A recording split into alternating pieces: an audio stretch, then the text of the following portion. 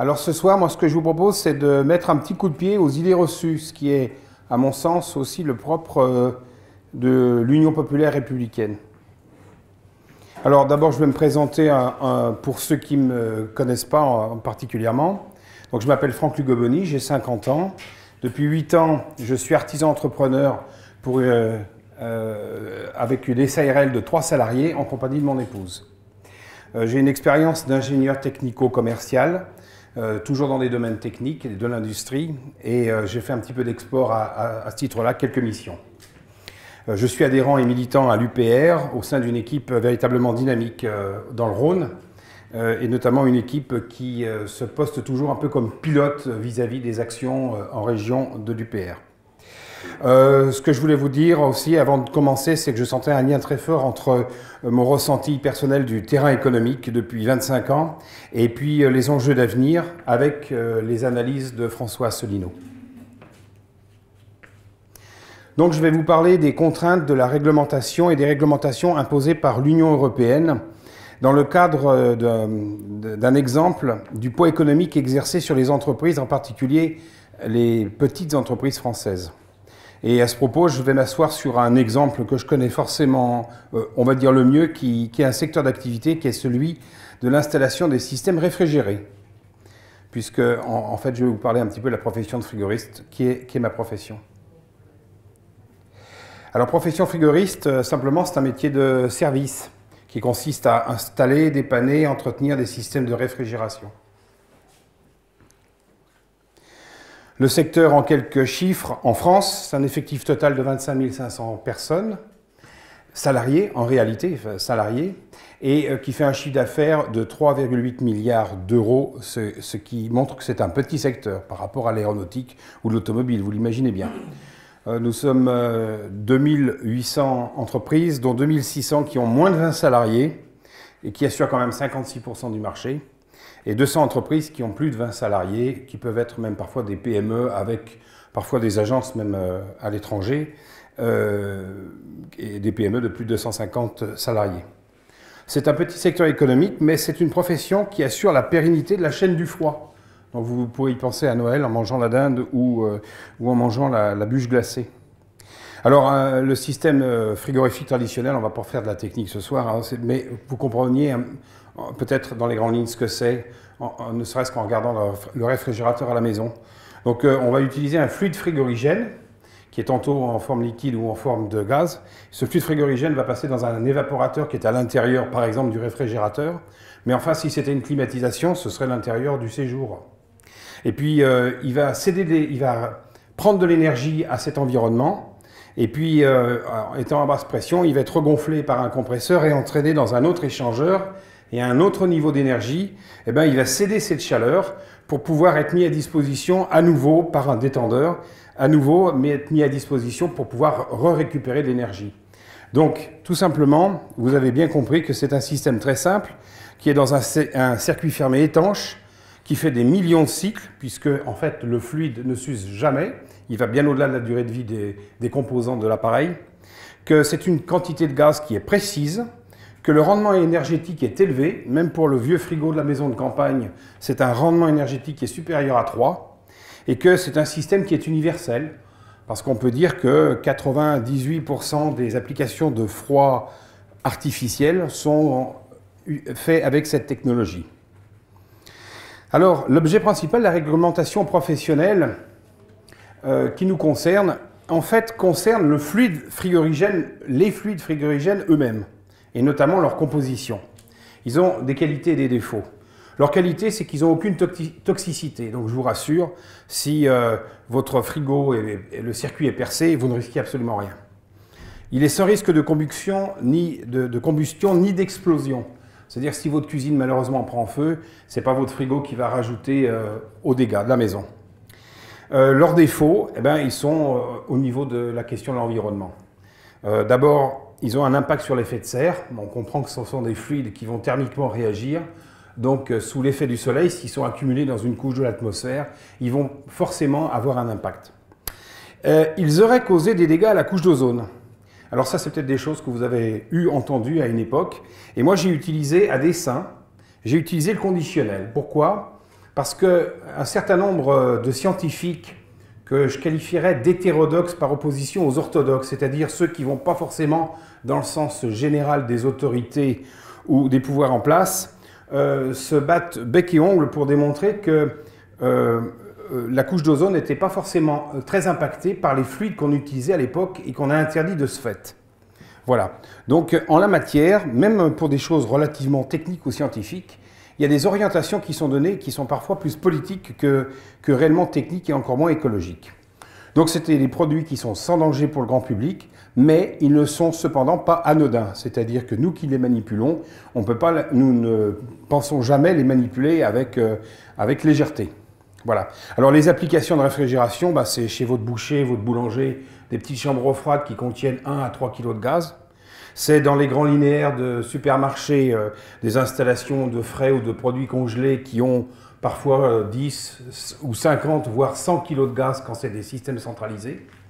Dans la réfrigération, dans la grosse industrie agroalimentaire, il y a des très grosses installations qui ont plusieurs centaines de kilos de gaz, des gaz diversifiés qu'on ne trouve peut-être pas forcément dans les autres applications. Voilà ici une centrale qui permet de motoriser ce type d'installation. Et puis, si vous allez à la patinoire, pour maintenir le sol congelé, il y a des systèmes qui contiennent des grandes quantités de gaz comme ça. Alors simplement ici, une petite image de l'outillage qu'on utilise dans la profession. Nous utilisons, et depuis toujours, des balances précises lorsque nous chargeons ou déchargeons une installation de son gaz qui ont la précision, vous voyez, d'un pèse-lettre. Même si on met plusieurs dizaines de gaz dans une installation, dizaines de kilos de gaz dans une installation. Alors il faut savoir que tous les systèmes de climatisation qu'on peut avoir à la maison, comme dans l'automobile aussi, contiennent ce type de gaz. Et alors ça, ce sont des systèmes qui sont très performants en matière énergétique et en matière, depuis plusieurs, on va dire pratiquement 10 ans, sont des systèmes qui sont bien supérieurs en termes d'économie. Et pour autant, les autorités françaises font tout pour que ça ne s'installe pas. Heureusement, le marché est beaucoup plus raisonnable que les autorités et le marché va dans ce sens malgré tout, parce qu'il trouve son compte. Alors les professionnels ont toujours veillé à l'étanchéité des circuits, donc ce n'est pas depuis qu'on a des normes qu'on fait attention. Pourquoi? Parce que le confinement du fluide, il est dans la nature logique du fonctionnement. S'il n'y a pas de gaz, il n'y a pas de froid, donc on fait tout pour qu'il y reste. Alors par rapport à ça, il y a des gens à haut niveau qui sont beaucoup plus malins que nous et qui ont dit on va faire une réglementation qui s'appelle F-gas. F-gas, c'est le nom américain des fluides frigorigènes, hein, évidemment, on est en Europe. Donc le règlement européen, donc fondamentalement, c'est le règlement de 2006, du 17 mai 2006, et puis qu'il y a déjà eu des décrets de modification, d'intensification, mais qui sont moins importants que le fondement. Et puis donc il traite de tout équipement de fixe, de froid, de conditionnement d'air, qui utilise des fluides fluorés dont les émissions doivent être réduites. Donc ces fluides aujourd'hui que nous utilisons sont des fluides fluorés, ils ne sont plus chlorés. C'est la grande famille des fluides dits halogénés. Voilà. Alors, il y a 3 volets en réalité. Le 3e volet a disparu, mais je m'en souviens quand même, rassurez-vous. Il y a 3 volets essentiels. Le premier volet, c'est l'imposition d'un strict confinement des équipements et l'imposition de réaliser des contrôles de fuite réguliers. Bon, donc nous, le confinement, c'était, on va dire, déjà notre souci, on le faisait. Les contrôles, on veut bien les faire. Alors, il faut contrôler toutes les installations, tous les 12 mois, qui auraient 3 kg de gaz. Donc, vous voyez, ça veut dire toutes les chambres froides, des boulangers, des épiciers, c'est-à-dire des milliers ou des millions d'installations, ne serait-ce qu'en France, et des systèmes de climatisation aussi, qu'il faudrait vérifier. Alors en France, on est encore plus malin que les autres, hein. On est bien meilleur que les Allemands, on est bien meilleur que les Italiens, que les Espagnols, bien entendu. Et nous, on a imposé une règle à 2 kg de gaz. En disant aux professionnels, vous voyez comme ça, François, ça te fait réagir, je sais pourquoi, vous voyez comme ça, nous, on est beaucoup plus propre que les autres, on est tout seul à le faire sur Terre, quasiment, on est beaucoup plus propre que les autres, et ça va vous donner du business de contrôle. Alors dites-vous qu'entre deux fuites ou 2 ruptures du circuit, il n'y a pas de fuite. Donc on peut toujours aller contrôler, on va donner un papier, une attestation au client qui sera très content de la mettre dans son dossier. Et personne ne viendra jamais lui réclamer ça. Sauf s'il a une installation, par exemple, de 300 kg de gaz, auquel cas, il y a un fonctionnaire d'anciennement l'ADRIR qui s'appelle maintenant la DCGRF, donc les autorités compétentes, qui viendra de temps en temps poser la question de savoir s'il est en conformité avec la réglementation. Donc, grosso modo, ce que je veux dire, c'est que pour des installations de plusieurs centaines de kilos de gaz, oui, ça serait intéressant. Au niveau de 3 kilos, ça n'est pas intéressant. Alors au niveau de 2 kilos, on va laisser faire ça à d'autres. Hein. En tout cas, ça ne rapporte rien à la personne et ça ennuie tout le monde. Deuxième volet, c'est de restreindre la manipulation des fluides et des équipements à des personnels certifiés. Parce que depuis 30 ans, 40 ans que le froid fait travailler des gens sur les installations qui se trouvent chez les commerçants ou dans des grands magasins ou dans des industries, eh bien, on avait des personnels qui n'étaient pas qualifiés. Vous imaginez qu'ils ne savaient pas faire leur boulot. Maintenant, ils sont certifiés, c'est-à-dire qu'en 2 jours, ils sont labellés, tamponnés, comme quoi ce sont des bons pompistes, c'est-à-dire qu'ils savent bien remplir et bien vider une installation. Alors que, figurez-vous, vous imaginez bien qu'ils savent faire d'autres choses pour faire marcher une installation comme ça, par exemple de l'électrotechnique ou par exemple parfois aussi de la mécanique concernant les compresseurs. Donc ça, ce n'est pas une qualification, hein, c'est juste une certification, mais ce n'est pas ça qui fait un bon professionnel. Alors le troisième volet, qui a été un peu mangé par la babasse là, le troisième volet, c'était le fait qu'il faut faire, bah si, tu le sais, c'est le fait qu'il faut faire, il faut recoller, il faut, si vous voulez, notifier et noter toutes les quantités de gaz que nous installons ou que nous enlevons d'une installation. Que ce soit 300 grammes, 3 kilos ou 30 kilos, il faut à chaque fois le noter sur des documents. Il faut regrouper tous ces documents et faire une déclaration en fin d'année. Ce qui fait qu'ainsi on nous suit et vous comprenez bien qu'on nous flique de très près. Donc voilà, le troisième volet, c'est le fait de nous coincer comme ça. Voilà. Alors quels sont les apports réels de la réglementation? D'abord, lorsqu'on fait la certification, allez, on va faire, soyons gentils, on va faire une formation de sensibilisation aux intervenants techniques. C'est-à-dire qu'on va leur dire, effectivement, en termes d'environnement, quels sont les impacts de ce qu'ils pourraient perdre.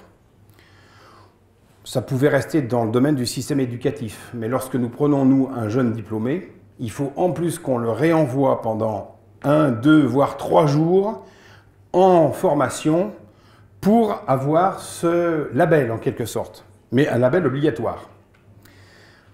Donc, si vous voulez, tout ça, et peut-être que certaines personnes dans la salle connaissent ça dans leur domaine personnel, professionnel, on va générer en fait une économie papier, une économie de formation, si vous voulez, obligatoire, notamment par les budgets des OPCA, qui sont les centres qui récoltent les cotisations pour la formation et qui ont beaucoup d'argent parce que, en fait, nos industries comme d'autres, si vous voulez, ou nos entreprises comme d'autres ne libèrent pas assez leurs salariés pour de la formation.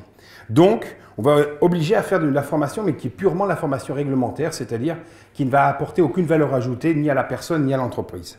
C'est un peu regrettable. Il y a quelques fournisseurs qui ont profité du développement de produits de surveillance en continu des fuites pour les gros systèmes, en quelque sorte des alarmes anti-fuite. Bon, ça c'est très bien. Pour moi, ça ne nécessitait pas de faire une réglementation totale.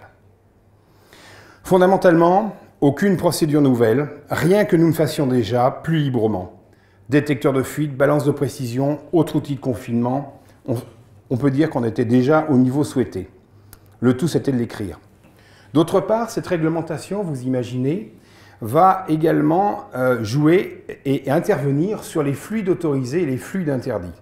Donc je referai un petit laïus là-dessus plus loin, mais si on nous a interdit les fluides CFC11, CFC12 et les HCFC22. Voilà, c'est le nom de ces gaz qu'on appelle dans le public en général les fréons. Alors, en fait, on nous les a interdits dans le circuit légal de vente et habituel.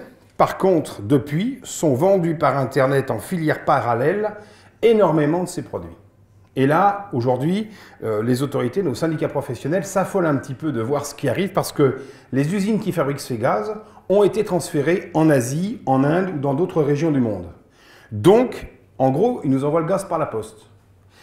Moi, j'appelle ça un effet prohibition. À partir du moment où on les a interdits et qu'ils ne sont pas interdits partout, eh bien forcément, il y a un marché parallèle qui se crée.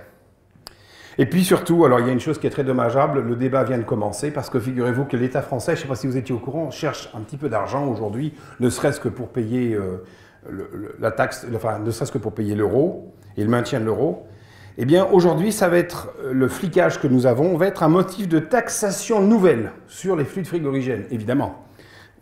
ça va leur permettre de calculer facilement des nouvelles taxes dont nous n'avons absolument pas besoin. Alors, faire une réglementation pour un but environnemental, si c'est vraiment l'intention de départ, c'est très bien. Mais il ne faut pas oublier que ça a un coût. Et ça, bien sûr, personne n'en parle. Alors, ça a un coût qui s'assoit sur deux piliers. Le premier, c'est une attestation de capacité qui est absolument obligatoire, légalement obligatoire, sans quoi nous ne pouvons pas acheter dans les circuits officiels le fluide que nous allons mettre chez nos clients lorsqu'il en manque, ou lorsqu'on fait une installation nouvelle. Donc, pour avoir ce document, nous avons payé un organisme agréé comme l'APAV, Veritas ou Cali Climat Froid en l'occurrence, pour qu'ils viennent nous auditer et vérifier que nous remplissons toutes les conditions. Les diplômes des salariés, les machines de récupération le fait qu'on ait mis en place la récolte de toutes les informations qu'on va donner en fin d'année. Voilà, un certain nombre d'éléments. Et j'en oublie peut-être quelques-uns. Ça, c'est une action qui est financée par nous. Voilà, ce n'est pas l'État qui va dire, pour que vous ayez l'autorisation, nous allons vérifier que. Ça, c'est terminé. C'est nous qui payons notre propre contrôle. C'est comme si vous alliez payer le gendarme qui va vous verbaliser en cas de dépassement de vitesse. Alors vous le payez, mais par les impôts, pas directement. Alors les techniciens, on leur fait passer une attestation d'aptitude. Vous savez, c'est le label même s'ils sont diplômés, on leur fait passer le label du bon pompiste. Allez, soit. Alors voilà ce que ça coûte. Nous, on a fait le calcul. Pour une entreprise de 3 techniciens, 6 500 €. C'est l'investissement pour pouvoir continuer à bosser. Et je peux vous dire qu'on n'est pas la seule profession dans laquelle ça arrive. Pour une entreprise de 15 techniciens, le calcul il n'est pas au prorata, hein, mais c'est quand même environ une note de 18 000 €. Et puis chaque année, pour récolter toutes les informations à fournir en fin d'année, et puis le temps passé supplémentaire à faire, si vous voulez, tout ce remplissage de documents, pour l'émission des documents administratifs, pour chaque usage de fluide, pour l'étalonnage des appareils de mesure. Nous devons étalonner nos appareils de mesure si des fois nous allions en clientèle avec des appareils qui indiquaient des éléments faux, hein, parce que quand on utilise un appareil, on essaye en général de faire en sorte qu'il soit juste. Mais ça, il faut que ce soit périodiquement vérifié, comme disait la publicité jadis. Et pour faire nos déclarations, ça va nous coûter 4 000 € par an chaque année, ça c'est récurrent. Et puis une entreprise plus importante, 9 500 € par an. Donc en matière de compétitivité, même si c'est un marché de services qui est plutôt intramuros national, en termes de compétitivité, je peux vous dire que ça, pour une entreprise qui fait 2 à 5 % de résultats nets par an, en gros c'est pas mal pour des petites entreprises comme les nôtres, c'est déjà 1 % de résultat net qui est bouffé là. Voilà. Dommage. On aurait pu peut-être le mettre dans la paye des gars, ou peut-être le mettre dans des nouveaux matériels, ou peut-être le mettre dans de la publicité. En fait, ce qui a été apporté par l'Union européenne n'a aucune valeur ajoutée supplémentaire. Alors, des conclusions seraient les suivantes. C'est que toutes les entreprises des pays membres de l'UE mettant en œuvre cette réglementation sont pénalisées, et les sociétés françaises en tête.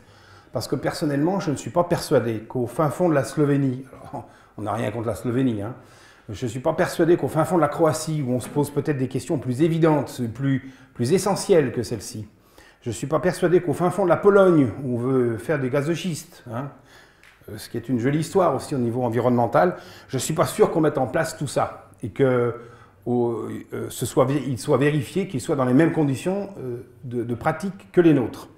Donc, on est pénalisé. Investissement non productif, heures payées non vendables. En proportion, les petites entreprises sont là encore davantage pénalisées. D'après le calcul que vous avez vu tout à l'heure, ça veut dire qu'il y a un effet de rationalisation pour des entreprises qui ont plus de personnel. Donc, les petits indépendants sont encore mis à la peine par ce type de réglementation. Et puis, c'est aussi le personnel technique, dans le fond, qui en subit indirectement les conséquences. D'abord en termes économiques, je parlais de paye ou de prime éventuellement. Je parlais d'intérêt professionnel, parce que le fait d'être pompiste, ça fait partie de leur métier, mais leur métier il va bien au-delà de ça, et heureusement. Et puis, il n'y a pas de véritable valorisation professionnelle par la formation. Je pense qu'il y a des grosses sociétés où il y a des gars qui font ça toute la journée. Alors, l'Union européenne et la réglementation F-Gas, elle impose des pratiques toujours plus contraignantes, qui pénalise la compétitivité des entreprises européennes. Elle impose l'abandon d'anciens fluides frigorigènes et autorise l'usage de nouveaux frigorigènes. Alors, je ne sais pas si vous voyez ce que je veux dire. Sur recommandation issue de traités et protocoles internationaux environnementaux comme le traité de Montréal ou le traité de Kyoto. Ça veut dire que les gens qui vont décider de la doctrine environnementale et de l'impact sur l'effet de serre des produits que nous utilisons, et nous ne sommes pas les seules industries à utiliser ces produits ou à utiliser des produits polluants, eh bien, sur le choix des gaz, ils auront leur mot à dire. Et quand on sait comment fonctionne l'Union européenne et le lobbying dont elle est le siège, quand on sait comment aux États-Unis on fonctionne et le lobbying qui fait le siège du Congrès ou d'éléments onusiens, comme c'est le cas pour l'environnement, puisque c'est un congrès onusien, l'environnement, ça part de projets onusiens, eh bien, on se rend compte tout de suite qu'il peut y avoir des influences de la part des fabricants chimistes, qui en fait tirent bien les ficelles. Alors, c'est toute une démonstration que j'aurais pu faire, mais le temps qui m'est imparti n'est pas assez long. On pourrait le faire sur une autre conférence éventuellement. Alors, juste pour terminer, je voulais vous donner quelques chiffres qui montrent un peu les aberrations dans lesquelles on s'est retrouvé ces dernières années. Nous utilisions jusque dans les années 94 à 2000. Lorsqu'on arrête un gaz comme le R12, ce CFC, ça va prendre plusieurs années puisque ça va s'arrêter par palier. On arrête de faire des installations neuves avec, après on conserve le gaz pour la rechange, puis après on met des substituants au gaz, et puis après véritablement le gaz est totalement interdit. Alors ces CFC qu'on utilisait, chlorofluorocarbone, avaient du chlore, soi-disant, on va dire, celui qui avait un rôle par rapport à la couche d'ozone. Et si vous voulez, pour quantifier son potentiel de destruction de la couche d'ozone, on avait mis un facteur de 1. Mais 1, ça veut dire 100% dans ce cas-là. Ça veut dire qu'il était très polluant pour la couche d'ozone. Ils n'avaient pas d'échelle, c'est comme l'échelle de Richter pour la sismologie. Ils avaient décidé de cette échelle qui était l'ODP. Et puis, il y a une autre échelle qui est le PRG, c'est le potentiel de Merci. Potentiel de réchauffement global. Ça a bien fait de faire ces études, toi. Qui était de 10 900. Alors, ce 10 900, ça veut dire que 1 kg de ce gaz a le même potentiel d'effet de serre que 10 900 kg de CO2. Alors, c'est un chiffre qui est absolument épouvantable, on est bien d'accord. En réalité, là aussi, il y a toute une communauté scientifique qui dit « Attendez, ça c'est vrai, mais ça dépend de la durée de vie du produit dans l'atmosphère. » C'est-à-dire, tant qu'il est là, il a un potentiel important, on est d'accord. Le chiffre qui est donné, ne prenez pas ce chiffre en compte que pour des comparaisons entre fluides. En soi, il ne veut rien dire. Donc, il y avait ce chiffre très important. Alors, partant de là, on vendait, moi j'ai fait la liaison, avec le prix au kilo qui était vendu chez nos clients. Issu, bien sûr, d'une certaine marge pour celui qui l'introduit dans l'installation, mais issu aussi d'un prix auquel il achète au distributeur, qu'il achète au fabricant. Vous me suivez? Bon. Alors, quand on voit l'étape d'après, alors l'étape d'après, c'est fait avec la mise en place du protocole de Montréal. Le protocole de Montréal, c'était la chasse au CFC. Alors la chasse au CFC qui a fait qu'on a complètement changé les frigos ménagers, notamment parce que les frigos ménagers, sur lesquels nous ne travaillons pas, puisqu'on n'est pas des gens de l'électroménager, nous autres, mais peu importe, ils finissent dans des décharges, et puis le gaz, il finit à un moment par fuir. Donc c'était une préoccupation. Là, on est passé, je vous le rassure, c'est du butane que vous avez maintenant dans vos réfrigérateurs. Mais enfin, il est en petite quantité, à moins de 150 grammes, vous risquez rien, je vous rassure quand même.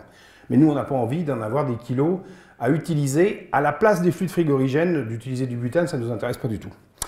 Alors, on a remplacé les CFC par des HCFC, c'est-à-dire qu'on a détruit, on va dire, des atomes de chlore pour les remplacer par l'hydrogène. Donc, on a fait la famille des gaz qui s'appelait R22, qui va s'arrêter définitivement et totalement en 2014 et qui, aujourd'hui, pour lesquels ça nous oblige à des travaux supplémentaires que paye le client, hein, mais bon. Et ce qu'il faut dire, c'est que ce HCFC, eh bien, par rapport à ces deux paramètres de pollution, il a fait un progrès extraordinaire. On peut dire que les chimistes, ils avaient véritablement au niveau de l'environnement de l'or sous les pieds. Il était temps qu'ils nous le sortent. Parce que c'est uniquement des cousins.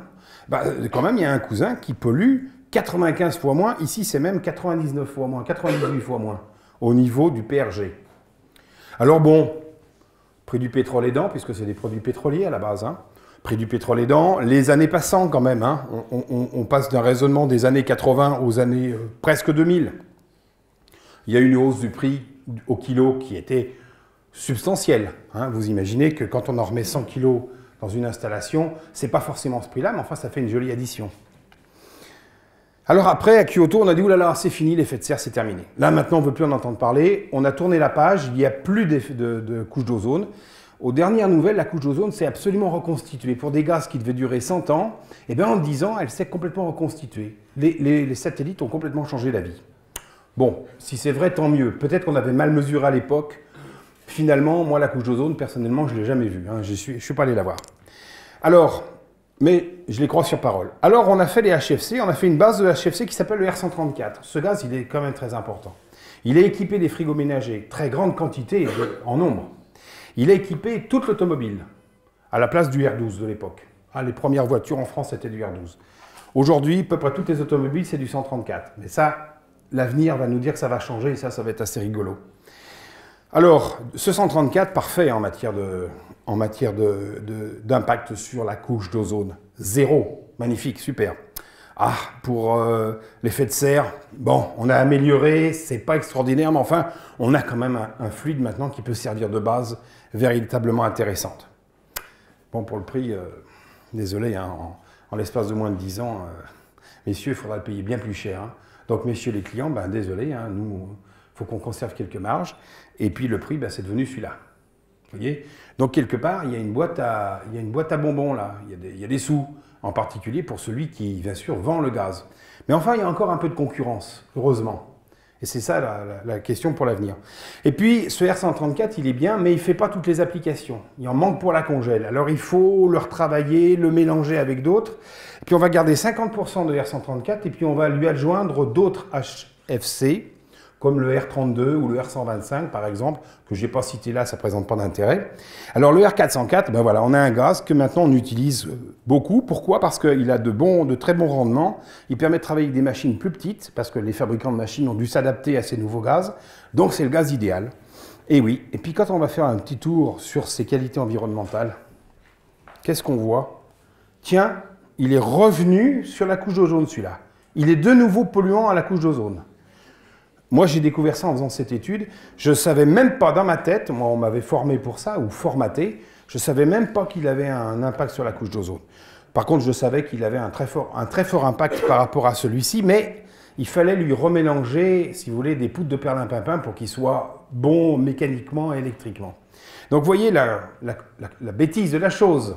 Je voulais dire un autre mot, hein, vous avez compris. La bêtise de la chose, c'est qu'aujourd'hui, on a ce prix-là, hein, mais vous voyez qu'en termes d'environnement, on a fait un super progrès. On aurait gardé celui-là, hein. La couche d'ozone et puis l'effet de serre, ils allaient aussi bien. Voilà. Alors en France, la réglementation est pénalisée par la France est pénalisée par la réglementation lobbyiste européenne. Hein. Ça me paraît assez clair. Et encore, c'est vraiment une partie de la démonstration que j'essaye de faire ce soir.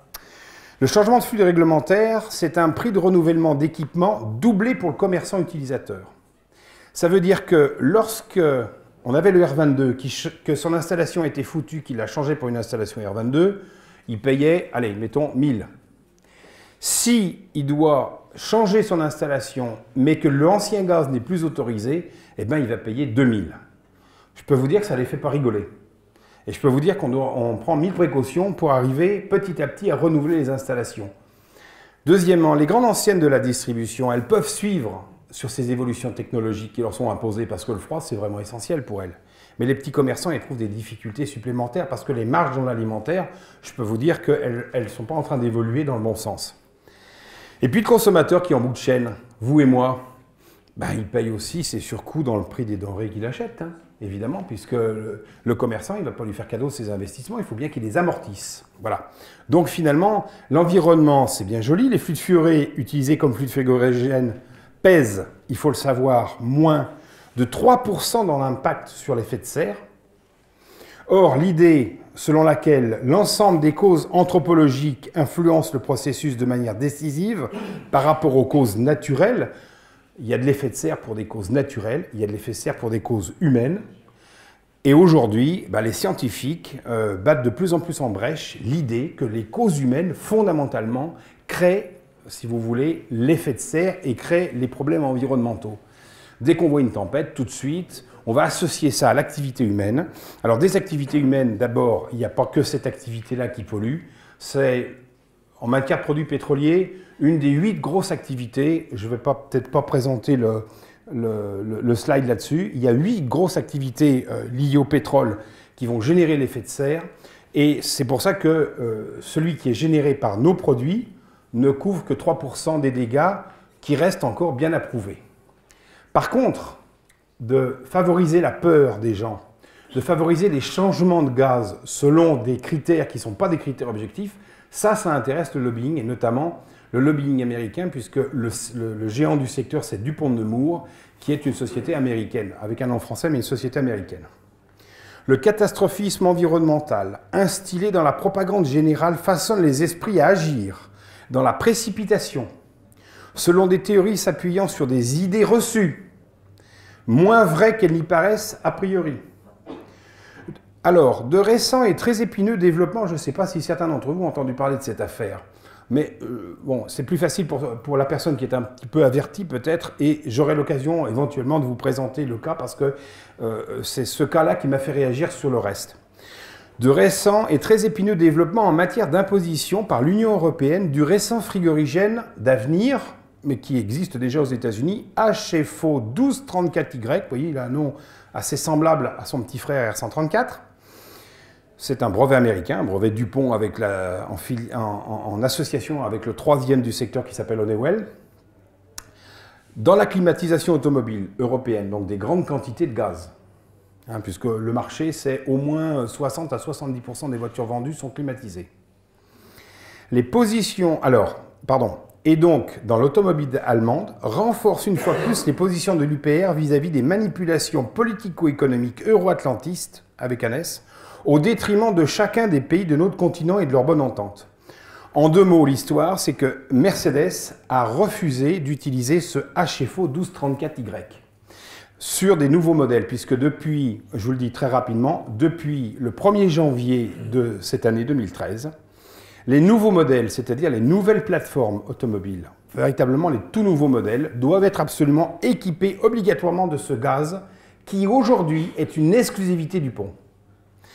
Alors il se trouve que Mercedes a trouvé que ce gaz, en fait, risquait de s'enflammer et de produire de l'acide fluorhydrique. Alors l'acide fluorhydrique concentré, s'il y a des chimistes dans la salle, il paraît que ça perce le verre. Bon, donc, oui, merci. Donc c'est un produit très dangereux et les pompiers, par exemple, pourraient réagir en cas d'accident, bien entendu, de savoir que si les 405 degrés sont dépassés dans une combustion lors d'un accident pour ces gaz et qu'il y a une lance à incendie qui vient refroidir les gaz, on fait de l'acide fluorhydrique. Alors il y a 500 grammes de gaz dans une voiture, mais tout le débat est là. Aujourd'hui, c'est l'entière Europe qui est contre Mercedes et VAG a suivi le pas de Mercedes, Toyota vient de s'enfiler derrière. Parce que eux, ils refusent en fait l'utilisation de ce gaz pour des causes soi-disant accidentogènes ou disons dangereuses, de dangerosité chimique. En réalité, ce qui n'est pas dit et ce que moi je prétends, c'est que ce qu'ils ne veulent pas, c'est d'être verrouillés sur ce gaz-là. Parce que ce gaz-là, ce n'est pas 45 € qu'ils vont le payer. C'est au moins 100 €. Et puis pourquoi pas 2000 €? Parce que sur une Mercedes, 500 grammes de gaz à 2000 €, ça ne fera jamais qu'une Mercedes un petit peu plus chère. Et que DuPont de Nemours ne veut pas fabriquer ce produit à moins de faire une marge extraordinaire. Voilà ce que je pense. Donc aujourd'hui, l'Allemagne a été interdite pendant les 4 mois, dont cet été, de vendre des voitures en France. Je ne sais pas si vous avez vu ça, si vous avez entendu parler de ça, sur 4 modèles principaux, de la classe A, la classe B, SLA et la classe C, je ne sais plus. C'est des voitures un peu de ce genre-là, on en voit beaucoup aujourd'hui. C'est 50% de leurs ventes qui ne pouvaient plus se faire. Alors ils sont montés au Conseil d'État et le ministère des Transports disait non, non, vos voitures doivent absolument être selon la règle européenne. Mais Daimler a dit, mais moi la règle européenne, je m'en fous. Et je veux vendre mes voitures en France. Vous êtes le seul pays, les Français, à ne pas vouloir nos bagnoles, tout le monde est d'accord. Et vous, vous n'en voulez pas, mais on a dit, nous, attendez, il y a une réglementation européenne, on commence à faire nos voitures, nous, avec le 1234. Et eux, ils ont dit non. Et bien, le Conseil d'État leur a donné raison, et ils se sont mis à revendre leurs voitures. C'est-à-dire qu'ils se sont pliés, ils ont fait plier les normes européennes pour pouvoir vendre leur voiture. Alors, l'Europe, c'est quoi? C'est des règles, mais pour qui? Pour les uns ou pour les autres? Voilà. En tout cas, les Américains, je peux vous dire qu'ils rigolent bien. Voilà. Merci, bonne soirée.